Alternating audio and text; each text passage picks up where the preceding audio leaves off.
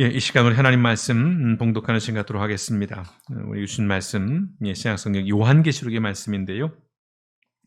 성경의 맨 마지막에 있는 말씀, 요한계시록 2장 1절에서 5절까지의 말씀입니다. 요한계시록 2장 1절에서 5절, 우리 한 절씩 교독하겠습니다. 요한계시록 2장 1절입니다.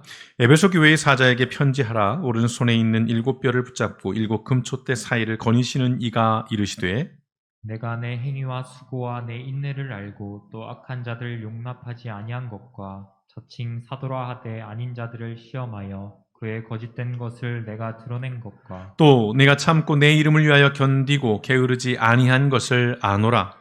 그러나 너를 책망할 것이 있나니 너의 처음 사랑을 버렸느니라. 함께 읽습니다. 그러므로 어디서 떨어졌는지를 생각하고 회개하여 처음 행위를 가지라. 만일 그리하지 아니하고 회개하지 아니하면 내가 네게 가서 내 촛대를 그 자리에서 옮기리라. 아멘. 고맙고 감사하신 아버지 하나님, 또 한 주를 살았습니다. 아버지 하나님, 여러 가지 어려움들, 여러 가지 고민들, 또 마음에 더러 상처와 상심한 마음들이 있었습니다. 그러나 오늘 이 자리에 나아갑니다.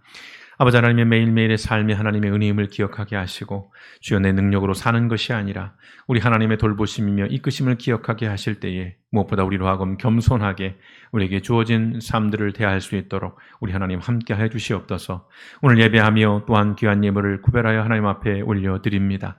아버지 하나님, 많은 것을 드리지는 못하지만 우리의 진심을 담아 최선을 다하여 하나님 앞에 올려드리오니 아버지 하나님의 것을 고백하는 그 믿음의 마음 가운데 하나님 함께 하시고, 드려진 물질 가운데 우리 하나님께서 역사하셔서 놀랍게 아버지 하나님 이 물질들이 사용되어 줄 수 있도록 하나님 함께 하시며, 드리기를 원하나 드리지 못하는 이들의 마음을 이루어하시고 그들의 삶의 자리와 형편을 우리 하나님 살피셔서 아버지 하나님께서 이제 형통케 하시는 은혜를 덧입혀 주실 때에 주여 오늘 예배하는 모든 하나님의 백성들이 하늘의 신령한 것과 땅의 기름진 것들로 배부르며 아버지 하나님 풍성한 삶을 살아갈 수 있도록 우리 하나님께서 아버지 하나님 한 영혼 한 영혼, 한 가정 한 가정, 또한 모든 직장과 사업장 가운데 우리 하나님 함께하여 주시옵소서.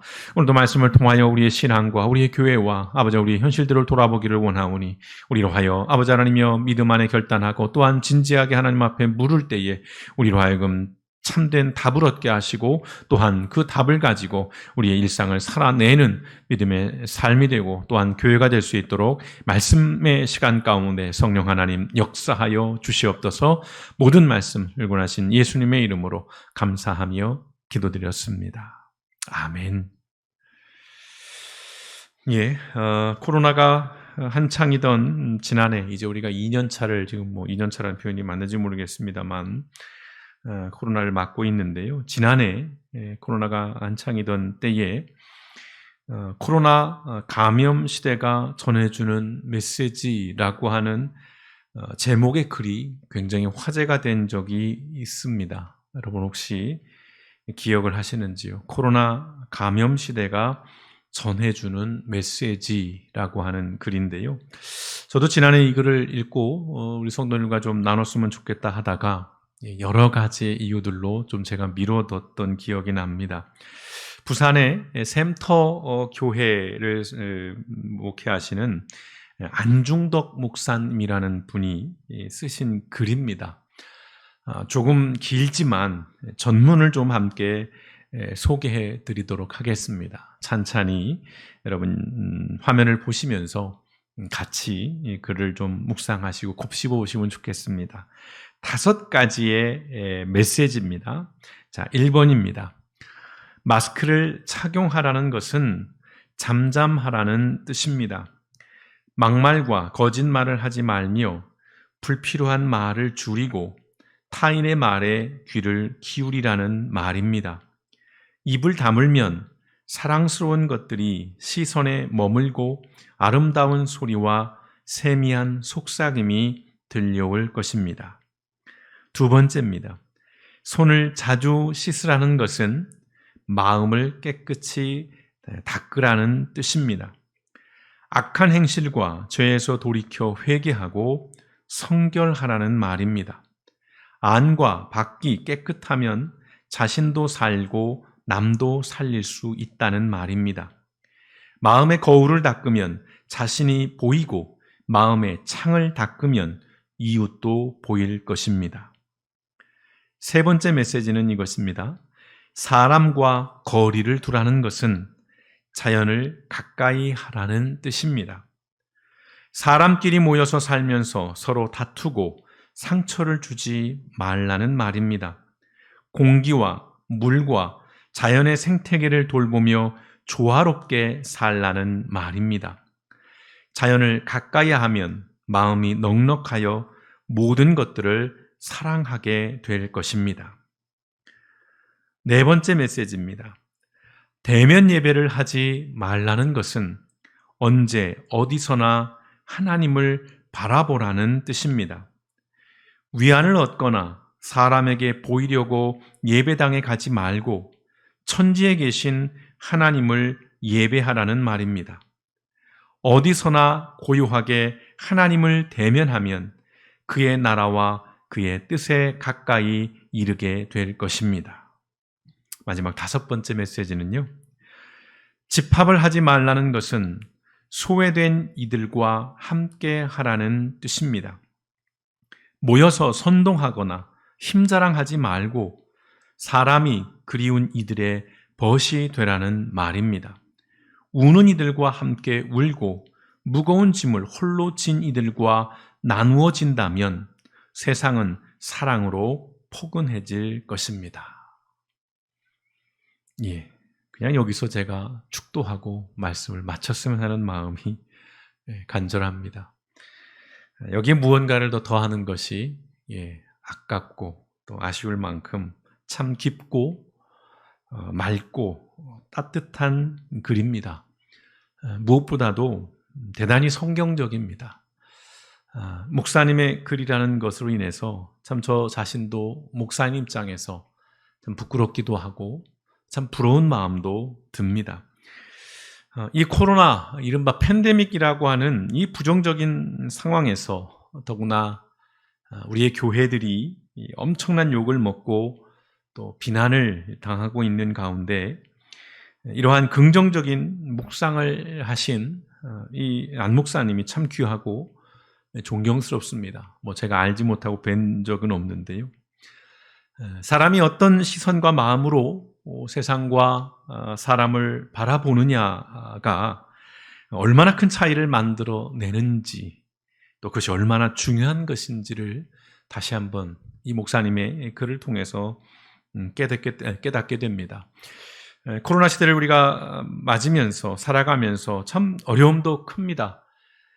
그러나 멈춤과 어떤 이 제약이라는 것들을 통해서 늘 말씀드립니다만 우리가 당연하게 어떤 것들 또 마땅하다고 생각했던 것들을 다시 돌아보게 되고 또 어떤 주의를 환기하게 되는 또 그런 기회가 되고 있기도 합니다.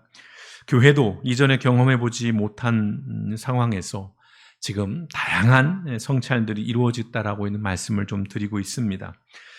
세상도 물론이거니와 교회도 지금 정말 중요한 시기를 지나고 있다라고 여겨집니다. 이러한 때 중요한 것은 어떤 질문을 어떻게 하느냐가 아닐까 싶습니다. 질문을 어떻게 하느냐. 아쉬운 것은 이 중요한 시기 가운데 오늘날 많은 교회들의 질문은 자꾸 부정적이죠. 교회를 탄압하고 있다. 종교를 말살하고 있다. 정부가 또 개신교만을 특정지어서 박해를 하고 있다. 모종의 음모가 있다. 이런 어떤 전제와 이런 물음들을 끊임없이 해대면서 자꾸 사회를 더 불안정하게 하고 불안하게 하는 그리고 갈등을 부추기는 이런 일들이 벌어지고 있습니다. 참 안타깝죠. 부정적이고 비관적인 질문들을 통해서 불안, 어떤 두려움, 분노를 좀 만들어내고 있는 현실이 조금은 아쉽습니다. 그래서 오늘 저는 이런 질문을 좀 해보고 싶습니다. 교회와 그리스도인들이 잊고 살아왔던 것들은 무엇일까라고 하는 그런 질문입니다. 어제 오늘의 질문은 아닙니다만 다시 한번 드려봅니다. 오늘 우리 시대의 교회와 또 우리 그리스도인들이 살아가는 과정에서 잊고 살아왔던 것, 혹시는 놓치고 왔던 것들 또는 잃어버렸던 것들은 무엇일까를 좀 물어보자는 것이지요. 늘 말씀드립니다. 적어도 한국 교회는 몇십 년 동안 정말 눈부신 부흥을 했습니다. 놀랄만한 속도로 성장을 했습니다. 그래서 우리 사회의 주류가 되었습니다. 이건 부인할 수 없습니다. 부정할 수 없습니다. 좋은 일을 정말 많이 했습니다. 지금도 많이 하고 있습니다. 그런데 왜 우리 사회에서 교회가, 우리 그리스도인들이 외면을 받고 있고 비난과 혐오의 대상이 되어 있는지, 그리고 왜 교회의 젊은 세대들이 계속해서 떠나고 있는지, 들어오고 있지 않은지, 또 왜 전국의 신학교들은 이미 수년 전부터 미달인 상태로 해마다 어려움을 겪고 있는지, 일반대도 물론 미달이 되고 있습니다만 신학교는 그 속도와 또 그 정도가 아주 급격하게 지금 어려워지고 있는 상황들입니다.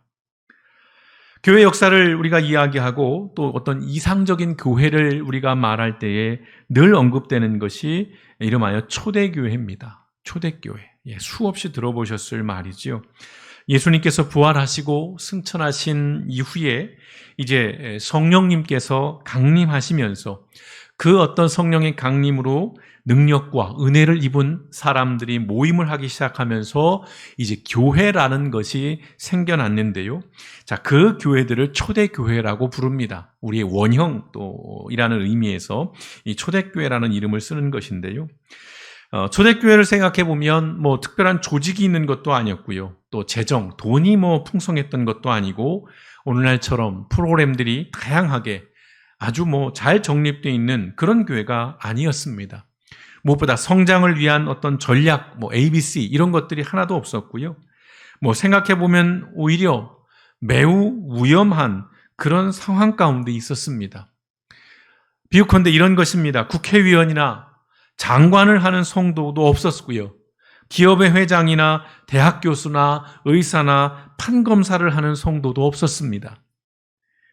오히려 당시 초대교회는 그리스도인이 된다는 것은 그 사회에서 고립된다는 의미고요. 배제된다는 것이고 차별을 받는다는 이러한 위험을 감수해야 한다는 의미를 가지고 있었습니다. 여러분, 오늘 우리 시대에 여러분이 교회를 나오게 되고 신앙을 갖는다는 것이 고립과 배제와 차별, 어떤 이런 일이라면 여러분 교회를 나오시겠습니까? 여러분 예수 믿으시겠어요? 상식적으로 보자면 이 초대교회는 곧 소멸되고 사라져야 할 것이었습니다.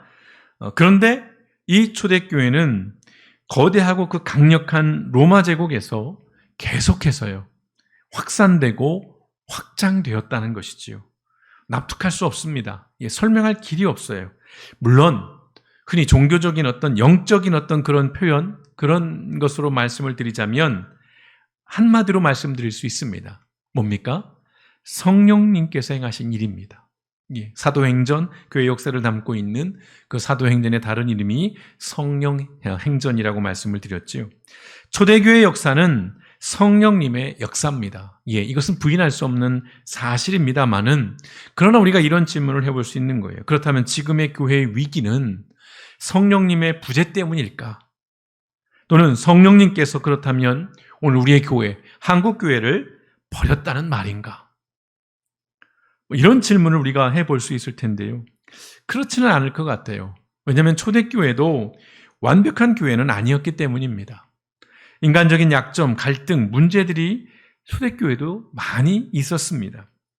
오늘 이 질문, 이 물음들에 대해서 여러분들과 조금 일말의 답을 얻기 위해서 오늘 저는 예수님께서 에베소 교회에 보낸 편지를 읽어보기를 원합니다. 물론 요한이 대필한 것인데요.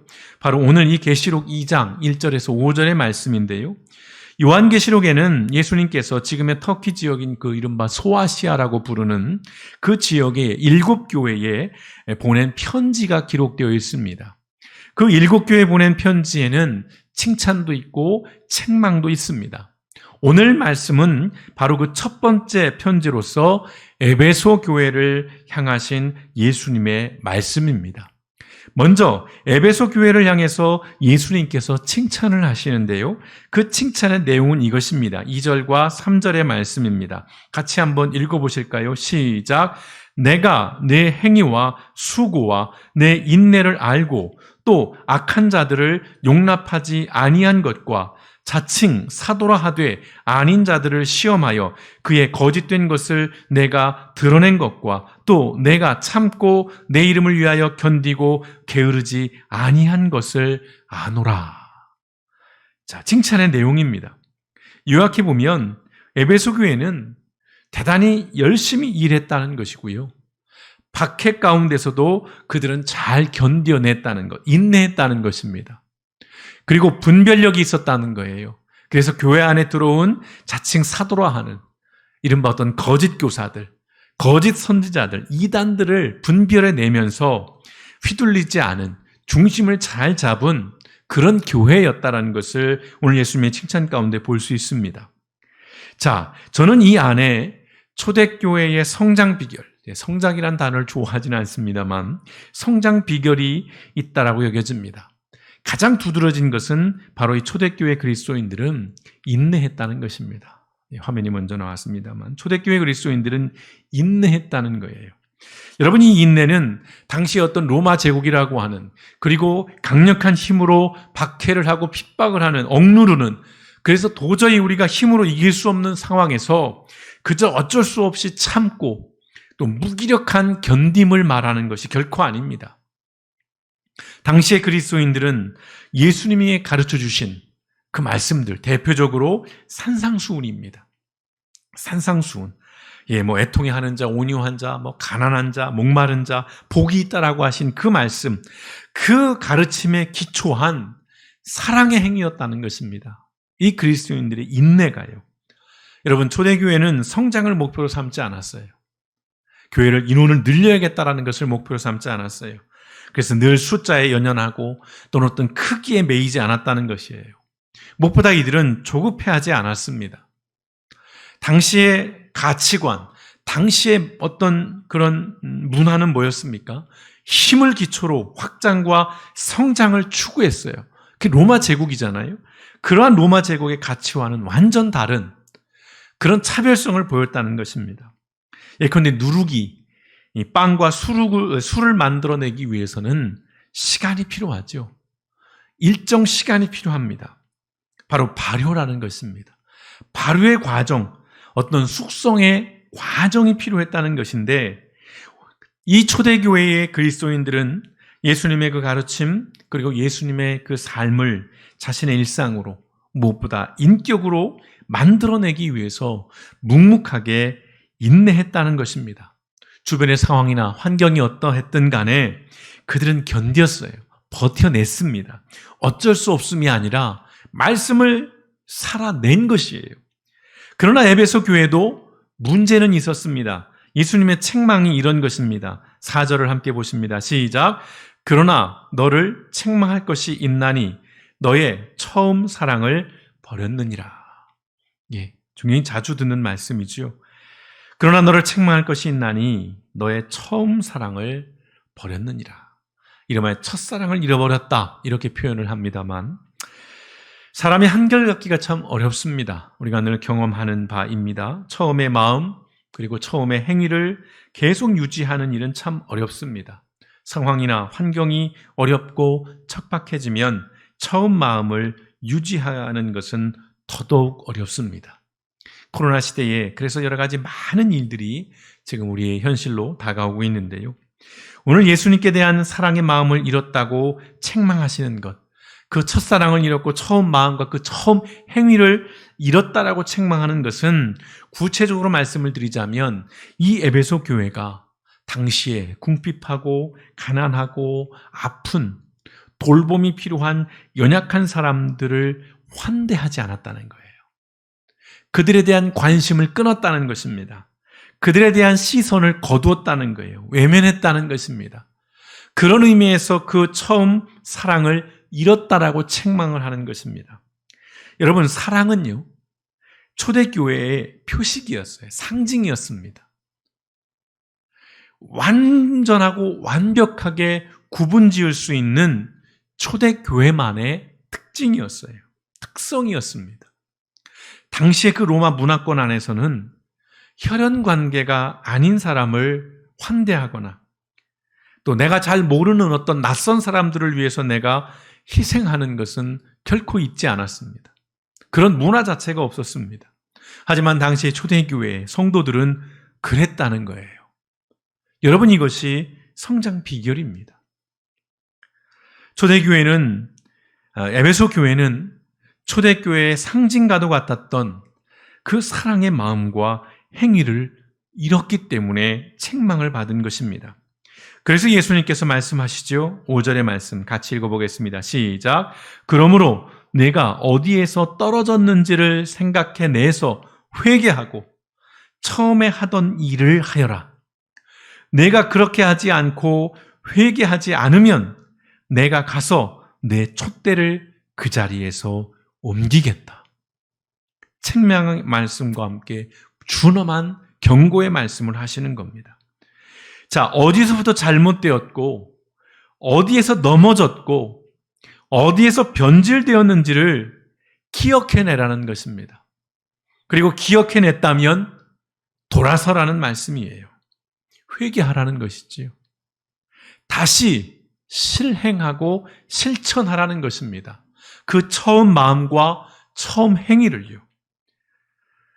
성도 여러분, 누구도 넘어질 수 있습니다. 잘못할 수 있어요. 중요한 것은 다시 일어나는 것입니다. 그리고 잘못을 바로잡는 것입니다. 여러분, 이것이 능력이고 이것이 위대함입니다. 이것이 믿음의 삶인 것입니다. 자, 다시 질문으로 돌아가 보겠습니다. 초대교회가 성장한 비결은 무엇일까? 다시 정리합니다. 그들은 인내했다는 것입니다. 조급해하지 않고 오랜 시간의 숙성을 통해 스스로 변화를 만들어 나아갔다는 것입니다. 예수님의 가르침과 삶이 자신들의 그 일상의 삶에 스며들고 배어나도록 모든 상황에서 묵묵하게요. 그리스도인의 삶을 살아냈다는 것입니다. 아울러 그들은 사랑했습니다. 이 사랑은 타인을 향한 돌봄이에요. 배려입니다. 환대였다는 것입니다. 우리끼리의 사랑뿐만 아니라 우리끼리의 사랑을 넘는 그런 사랑이었다는 것입니다. 내 삶이 넉넉하고 내 형편이 편안해서가 아니죠. 그들은 자신의 상황에서 예수님께서 말씀하신 이웃사랑을 실천했다는 것입니다. 여기서 중요한 포인트를 다시 말씀드립니다. 자신들의 상황에서요. 자신들이 할 수 있는 선에서 자신들의 형편에서 그 사랑을 실천했다는 것입니다. 남들이 볼 때는, 주변 사람들이 볼 때는 아마 주제넘은 오지랖이었을 거예요.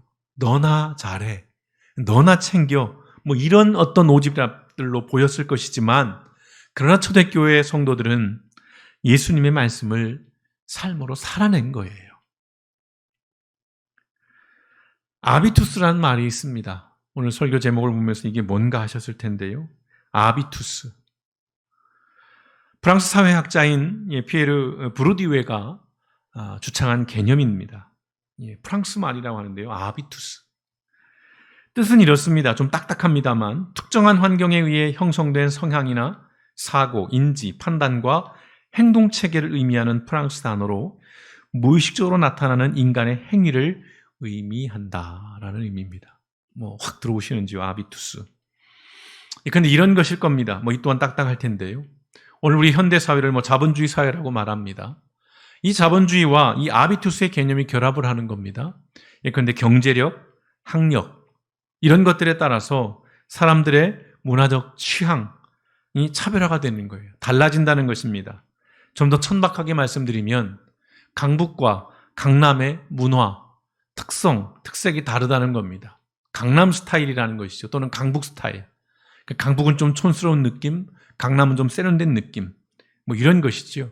자본이 계급을 만들어내고 이를 통해서 문화적인 어떤 개인의 취향들이 어떤 특질들, 특성들이 결정된다는 그런 개념들인데요. 이걸 좀 차용해서 말씀드리자면 초대교회는 당시 사회와 분명하게 차별되고 구분되는 선명한 아비투스를 가지고 있었다는 것입니다. 이것이 바로 초대교회가 그럼에도 불구하고 소멸되지 않고 사라지지 않고 오히려 로마 제국을 변화시킬 수 있었던 힘이요 능력이었다는 것입니다. 그러면 초대교회 아비투스가 뭡니까? 이미 말씀드렸습니다. 예수님의 가르침, 그 삶을 기초로 한 인내와 사랑의 삶이었다는 것입니다. 그들은 그럴 수 없는 상황에서도 인내했고요. 또한 그럴 수 없는 환경에서도 타인을 환대했습니다. 이것이 초대교회의 아비투스였고 바로 이 아비투스가 당시 사람들에게 감동을 준 겁니다. 끌림을 준 거예요. 매력을 느끼게 했고요. 그래서 그들이 교회 안으로 들어오게 했고 그들을 변화시키는 그런 힘이고 능력이었다는 것입니다. 그리고 이것이 오늘 우리의 교회와 그리스도인들이 잃어버리고 놓친 아비투스라는 것입니다. 그래서 무겁게 이런 질문을 드려봅니다. 오늘 세상이 보는 우리의 교회, 오늘 우리의 그리스도인들의 아비투스는 무엇일까요? 세상의 사람들은 우리의 교회를 보면서 어떠한 차별점, 어떠한 특이성, 어떠한 문화적인 특성들, 어떠한 구별점들을 보고 있을까요? 우리 그리스도인들을 보면서 세상은 어떤 아비투스를 가지고 있을까요? 부정적인 말씀을 드려 죄송합니다만은 선하지는 않은 것 같아요. 긍정적이지는 않은 것 같습니다. 교회는 굉장히 이기적이고 그리스도인들은 굉장히 야박한, 자기들만 아는, 자기중심적인, 대단히 시끄럽고 대단히 무례하고 대단히 거친 그런 사람들, 그리고 위선적이고 아주 거칠애가 있는 이런 식의 아비투스를 혹여라도 보고 있지는 않은지 두려움입니다. 또 한편으로는 굉장히 조급해하는, 성급해하는, 결과에 집착하고 성과에 목숨을 거는, 크기와 사이즈를 숭상하고 어떤 물질에 정말 약한 모습들을 보이는, 그래서 보여주는 것들을 좋아하고 어떤 그것들을 통해서 높임을 받고 또 대우받는 것들을 좋아하는, 또는 무엇을 하더라도 꼭 내가 해야만 직성이 풀리는 어떤 그런 아비투스를 보이고 있지는 않은지를 우리가 좀 돌아봐야 할 것 같습니다. 성도 여러분, 신앙의 삶은 발휘의 시간과 과정이 필수적입니다. 오랜 시간 삶으로 녹여내고 인격으로 담아낸 예수 그리스도의 가르침, 삶이 변화를 만들어낸다는 것입니다. 물론 어렵습니다. 쉽지 않습니다. 혈연이나 국적으로 엮이지 않았어도 우리가 돌보고 환대할 때 감동하는 것입니다. 아프가니스탄의 난민이 아니죠. 어떤 협력자들이 우리나라에 들어왔을 때 수많은 논란들이 있었고 목소리도 있었고 지금도 있습니다. 부정적인 목소리를 내는 분들도 많이 있습니다. 충분히 이해합니다. 충분히 공감합니다. 그러나 보다 더 거시적인 관점으로 볼 때 우리가 사람이라면 일단 그들을 받아주는 것이 마땅한 일일 것입니다. 바로 이러한 돌봄, 이러한 환대가 오늘 우리의 교회와 그리스도인들의 아비투스여야 한다는 것입니다. 코로나 시대의 교회와 그리스도인들이 다시 회복해야 할 그 아비투스, 저는 이 초대교회의 아비투스를 오늘의 단어로 표현해 보겠습니다. 오늘 설계 제목이 있죠. 진심, 이 단어로 말씀을 드리려고 합니다. 진심입니다. 교회와 그리스도인들에게는 진심이 있어야 합니다. 저 말이 요즘에는 나는 먹는데 진심이야, 이런 데 좀 쓰이고 있습니다만 그렇게 가볍게 쓰일 말은 아니죠. 진심이라는 것이요. 화려하지 않아도요, 대단히 열정적이지 않아도 은근하고 뭉근한 진심, 이것이 오늘 우리의 교회와 그리스도인들이 회복해야 할 처음 마음과 처음 행위라 생각합니다. 성도 여러분, 저는 길벗교회와 여러분들에게 진심입니다. 여러분들이 어떻게 생각할지는 모르겠어요.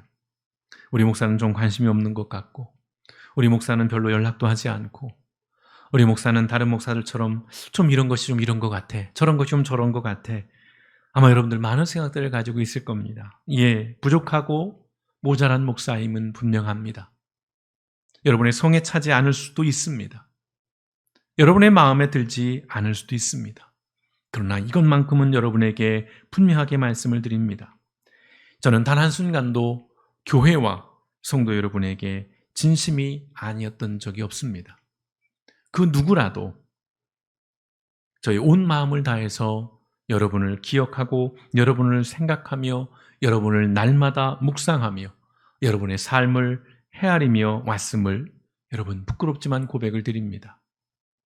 오늘 우리의 교회와 우리의 그리스도인들이 바로 이 진심을 회복해낼 수 있다면 우리가 서로 이 진심을 확인하고 서로 이 진심 가운데 함께할 수 있다면 교회가 크든 작든 교회가 돈이 많든 적든 그것과 상관없이 우리 사회에서 많은 감동을 주고 많은 영향력이 있는 그러한 교회와 그리스도인으로 살아가게 될 줄 믿습니다.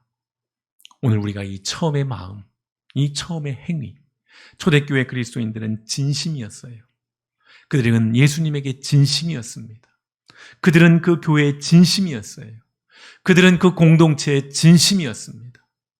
오늘 죽을지 내일 죽을지 모르는 그 급박한 상황 속에서 그들은 서로에 대해서 진심을 가지고 교회를 세워나갔고 자신의 삶을 함께 지어 나갔다는 것입니다.